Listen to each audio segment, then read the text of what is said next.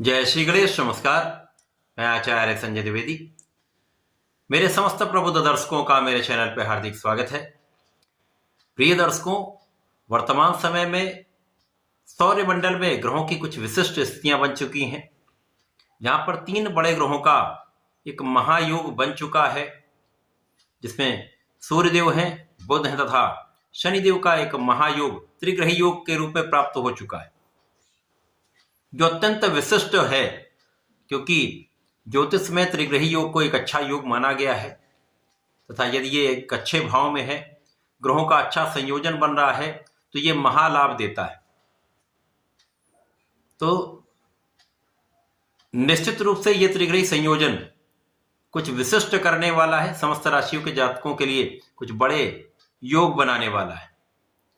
आज मैं सिंह राशि के लिए सूर्य के राशि परिवर्तन, बुध के राशि परिवर्तन के पश्चात बनने वाले त्रिग्रही योग का किस प्रकार का प्रभाव प्राप्त होने वाला है, किन किन भावों में वृद्धि होगी, इस समय में आप कितना लाभ ले पाएंगे, अथवा कहीं पर कोई समस्या या अवरोध है तो उसका क्या निराकरण है, संपूर्ण विश्लेषण मैं पूर्ण तरीके के साथ करने जा रहा हूं। प्रिय दर्शकों, इस राशि फल को आप अपने लग्न तथा राशि दोनों के अनुसार देख सकते हैं। सिंह राशि सूर्यदेव की ही राशि है, जहां पर सूर्यदेव का गोचर सप्तम भाव में प्रारंभ हो चुका है। 12 फरवरी को सूर्यदेव का राशि परिवर्तन आपके सप्तम भाव में हुआ है। 11 फरवरी को बुध का राशि परिवर्तन आपके सप्तम भाव में हुआ है। इस प्रकार से 12 फरवरी से सिंह राशि के जातकों के लिए सप्तम भाव में, जो कि केंद्र का भाव है, जहां पर समस्त ग्रहों का प्रभाव अत्यंत बढ़ जाता है, वृद्धि हो जाती है, यहां पर त्रिग्रही योग का निर्माण हो चुका है। अब शनिदेव पहले से ही केंद्र के भाव में शश नामक महाराज योग में है, जिनका सीधी दृष्टि का प्रभाव लग्न पर है। अब यहां पर लग्न के स्वामी सूर्यदेव का प्रभाव भी लग्न पर होगा, बुध का प्रभाव भी लग्न पर होगा।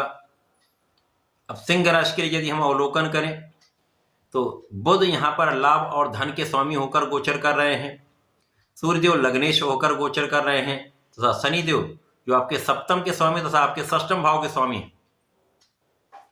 तीनों विशिष्ट ग्रह हैं, तीनों का महासंयोजन आपके सप्तम भाव में महालाभकारी होने वाला है। महाप्रबल राजयोग आपके सप्तम भाव में विशिष्टता देने वाला है। नैसर्गिक रूप से सूर्य और बुध महामित्र हैं, शनि और बुध भी महामित्र हैं। केवल सूर्य और शनि में मित्रता का भाव नहीं है, क्योंकि यहां पर पिता पुत्र का भाव है, तात्कालिक मैत्री का भाव यहां पर प्राप्त हो रहा है, जिसके कारण कहीं पर कोई बड़ी निर्बलता नहीं मिलने वाली। अब यहां पर मतभेद इसलिए भी है क्योंकि सूर्य राजा हैं, शनिदेव न्यायाधीश हैं, दोनों अपने कर्मों का पूर्ण रूप से निर्वहन करते हैं, जिसके कारण कहीं ना कहीं एक मतभेद की संभावना रहती है।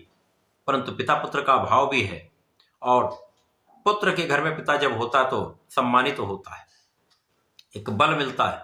सूर्य यहां पर केंद्र के भाव में होकर अपनी राशि को देखेंगे, अपने लग्न को देखेंगे, तो विशेष रूप से आपको महाप्रबल कर देंगे, महाबलवान बना देंगे, आपके अंदर क्षमता को कई गुना बढ़ाने वाले हैं। इन 3 ग्रहों का जो योग बन रहा है वो आपको ज्ञानवान, बुद्धिमान,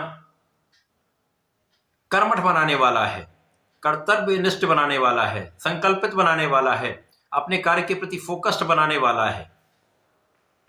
यहां पर आपकी क्षमता में वृद्धि होगी तो आपके नेतृत्व का गुण अत्यंत प्रबल रहने वाला है।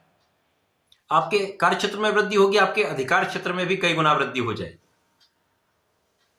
निश्चित रूप से जब शनि और सूर्य का प्रभाव मिलता है, तो क्योंकि कर्म प्रधान देव शनिदेव है, सूर्य शासन करने वाले, दोनों का संयोजन बहुत विशिष्टता देता है, आपको कर्मठ के साथ साथ फोकस्ड बनाता है, तथा इसी प्रकार से आपको अपने कार्य क्षेत्र में टॉप पर पहुंचाता है, ऊंचाइयों पर आपको पदारूढ़ करता है। इस समय में भाग्य का साथ मिलेगा। इस समय जो लोग नौकरी के लिए प्रयत्न कर रहे थे, उनका ये कार्य सिद्ध हो जाएगा। विशेष रूप से सरकारी नौकरी के प्रयास में संपूर्ण सफलता मिलती है। शासन प्रशासन की सेवाओं में आप हैं तो पदोन्नति का योग बनता है, धन वृद्धि का योग बनता है, आपके इंक्रीमेंट का योग बनता है, मन चाहे स्थानांतरण का योग बनता है, मन चाहे पद की प्राप्ति का योग बनता है।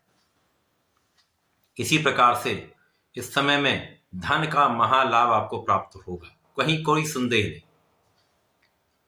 अब यहां पर एक प्रश्न यह भी आएगा कि शनि अस्त होंगे, बुध अस्त होंगे, निश्चित रूप से यहाँ पर ऐसी स्थिति आएगी जब शनि भी अस्त होंगे। वो तो लगभग सूर्य के साथ ही होते हैं, तो अस्तवस्था में ही आते हैं, तो किसी प्रकार की कोई बड़ी समस्या नहीं। परंतु शनि के अस्त होने के कारण यहाँ पर आपके रोगों का अस्त होगा, आपके ऋण का अस्त होगा, अर्थात अपने ऋणों से आप मुक्त हो पाएंगे। इसी प्रकार से जो नकारात्मकता आपके स्वास्थ्य के कारण आ रही थी वो दूर होगी, आपका आत्मबल प्रबल हो जाए, आलस्य का गुण दूर होगा, आप बहुत नियमित हो जाएंगे। इसी प्रकार से इस समय में धन का जब महालाभ आप लेंगे तो आप अपने सुखों को बढ़ाएंगे। भूमि भवन वाहन का योग बनेगा, भूमि भवन वाहन का आप क्रय कर सकते हैं, लाभ ले सकते हैं, तो सुखों के उपभोग का ये समय। इस समय में आपकी सोची गई इच्छाएं पूरी हो सकती, आपकी मनोकामना पूर्ण हो सकती है। इस समय आपकी वाणी का भाव अत्यंत प्रबल रहने वाला है, वाणी की चतुरता तथा नेतृत्व का गुण आपको सर्वाधिक लाभ दिलाने वाला है। लोगों के बीच में आपको विशेष रूप से अत्यंत प्रभावशाली बनाने वाला है, तो यहाँ पर आपका व्यक्तित्व भी अत्यंत विस्तृत हो जाएगा। आप विशेष दिखेंगे, विशेष होंगे, विशेष कर पाएंगे। लोगों का सहयोग मिलेगा, जनता का सहयोग मिलेगा, माता का आशीर्वाद मिलेगा, तथा यदि आप शासन प्रशासन में या राजनीति में हैं तो विशेष लाभ यहाँ पर आपको प्राप्त होगा। जनता के सहयोग से एक अच्छा लाभ आपको प्राप्त होगा, अच्छा पद आपको मिल सकता है। तो पद वृद्धि, कार्य के विस्तार का संपूर्ण योग। इस समय में आपके धन की वापसी का है।